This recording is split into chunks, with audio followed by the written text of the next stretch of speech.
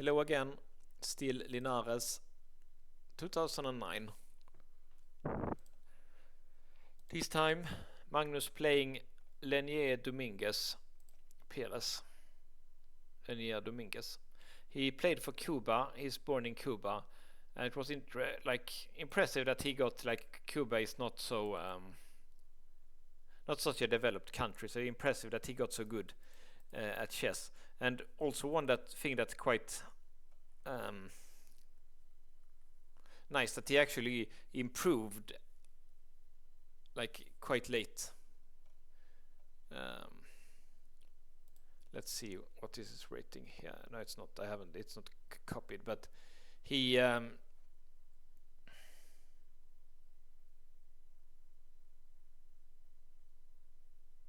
He's already maybe now he's not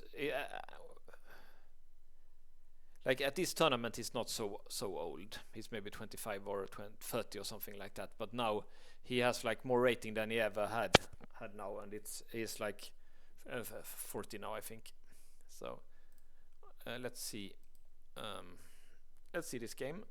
Magnus is black, and I chose this game because I'm weak for the dragon. Magnus doesn't play the dragon anymore because it's a very, very risky. But if he plays a lower rated opponent like Dominguez, so he likes to bring out the dragon from time to time to get a complicated game with a lot of winning chances. And it's interesting, they always play this bishop c4 against Magnus. It was the most popular back then, but now, at least when I play the dragon, they always do like this. Never bishop c4. So, and the most theoretical lines are after bishop c4, so it's a little bit sad. And Magnus does this one again.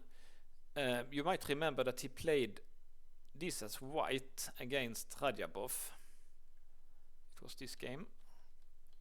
Magnus is white, and here Radjabov played Rook b8 also. Main theory move is this one that Magnus played against in another game that we saw here.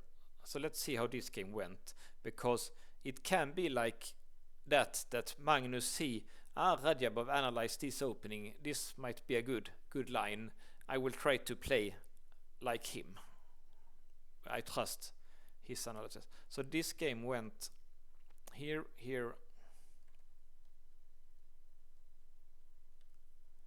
And as we saw, Radjabov played very bad here when he tried to attack here on the a file, but after a3 he just didn't have anything, and Magnus crashed through on the king side. So yeah, let's go back, see what happened, how he did.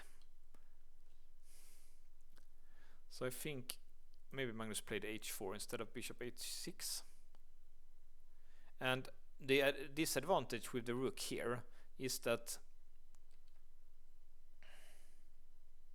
if the rook was on c8, then I'm pretty sure this would not have been a good move, because this standard exchange sacrifice here, rook take c3.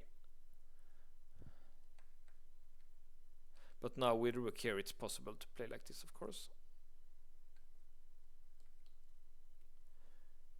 And as you can see, Magnus took here. Radjabov, he played knight c4, but that didn't give him anything in that game. So it's probably Magnus' idea to maybe just take the bishop. Here he took with the knight. Taking with the pawn is also interesting, but computer thinks knight is fine.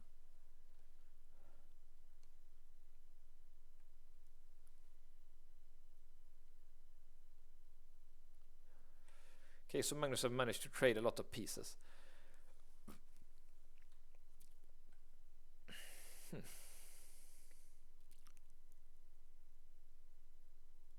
Computer likes h4 more. Okay, I think this is quite interesting. It changes the character of the position from being a position like this dragon position. If, of course, it's likely that white will take here, but if white didn't take here, it becomes a little bit more like a knight of Sveshnikov kind of position in the center. But it looks kind of right for white to open for the rooks here. And it takes with a pawn. That's also interesting. Of course it opened for this one, but I think maybe, yeah, bishop could also be fine maybe, but computer likes to take with a pawn here.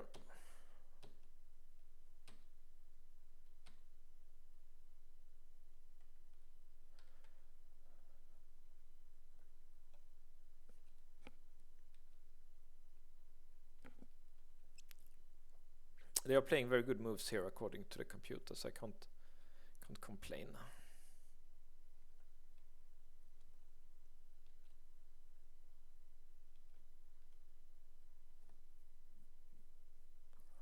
But it's something, this magical, Magnus magical middle game.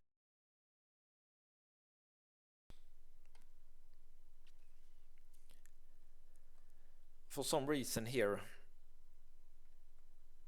like there is no big mistake for white, but still here it's still good for black. Magical Magnus middle games. And now he makes a blunder here according to the computer.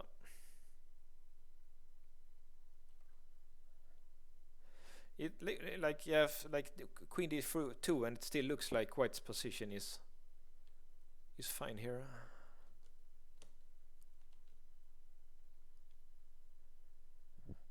It's not so easy to see that d4 is a big mistake. I guess he wants to cover this file, but I guess he doesn't have time for it.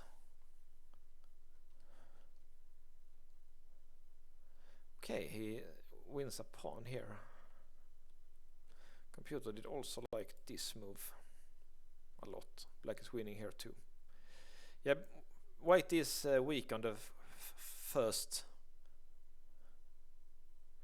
rank, and this one doesn't help because apparently something like this, and he can get in like this, and looks like this is his best, and then black can already be winning with this.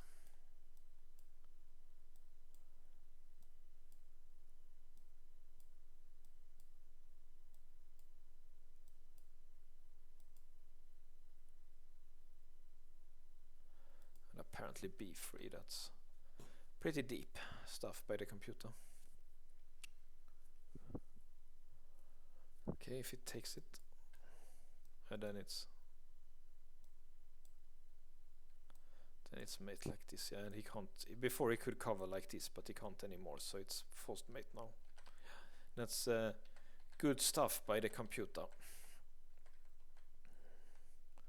But of course it's nice to sacrifice the queen here like Magnus. Of course it's not a real sacrifice, because if he takes, obviously it's mating one here.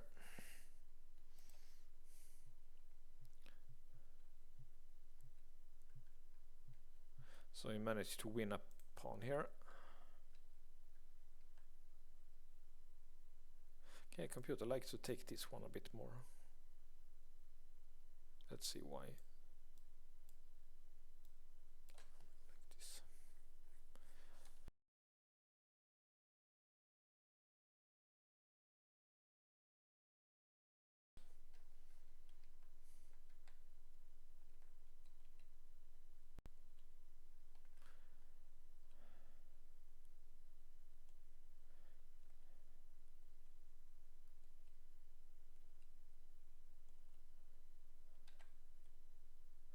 Okay, so it would have been best to trade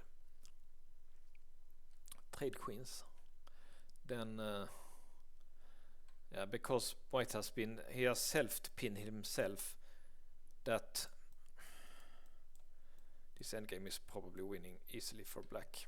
Just take the pawn and queen.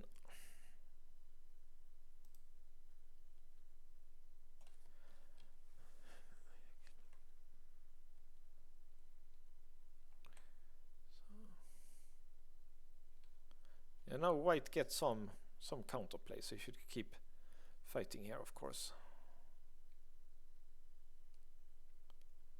Apparently this one was best to pin back here.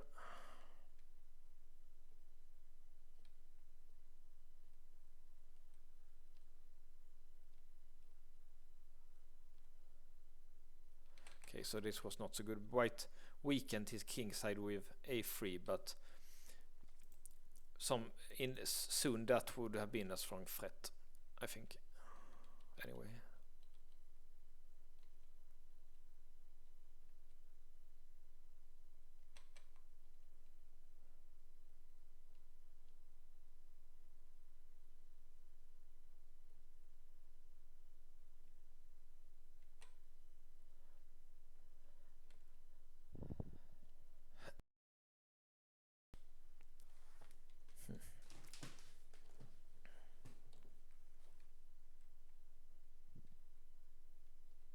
Yeah, and it's over. Nice game by Magnus. I like to see the dragon again. Obviously now, but like back